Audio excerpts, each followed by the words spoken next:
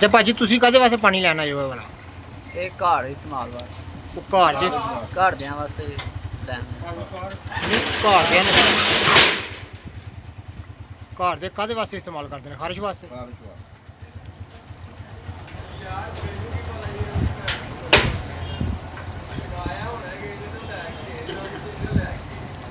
ਠੀਕ ਹੈ। ਕਿਹੜੀ ਲੈਣੀ ਕਾਫੀ ਜ਼ਿਆਦਾ 16 ਨਹੀਂ ਹੈਗੀ, 16 ਹੋਣੀ ਮੁੱਕੀ 2 ਮਿੰਟ।